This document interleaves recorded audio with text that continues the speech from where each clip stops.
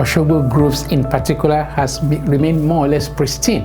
When I have been to the groves, I feel a sense of peace.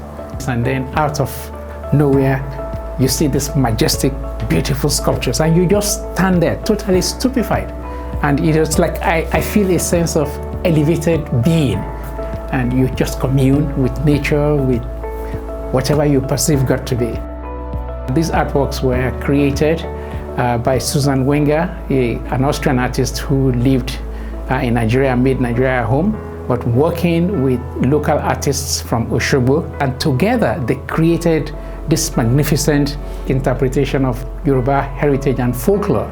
She fell in love with Osogbo. He said some of the spirit in the forest talked to her that this is how she should put a sculpture here and a sculpture there.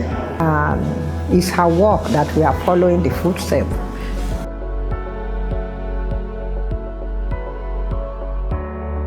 Osogbo, in a way, has become a rallying point for artists because there's also like the Osogbo School as well, an informal space, where knowledge has been transferred over a generation. This group, which I think was about 20 that we selected, are now going to go on and begin to think about how they can then use that in their practice. And they all come from varied backgrounds. They've all learned so much in the last couple of days, to which they're now going to transfer. And I'm just very excited to see what the future holds.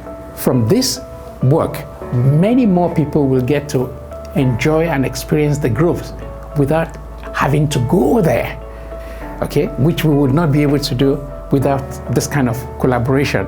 If we can begin to use these technologies constructively to archive, to document, at a higher level become part of the conversation, and we begin to look at our traditional practices not like inferior to the rest of the world, but as something that also can be at par. We cannot have a future without the past. One of the ways of preserving our memory is through our cultural heritage and through all the practices. That's the only way we can actually make a difference in the future.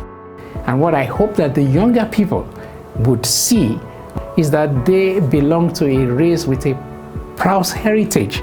There is something to celebrate about our past, but more importantly, to preserve these artworks and to hand it over to the coming generation.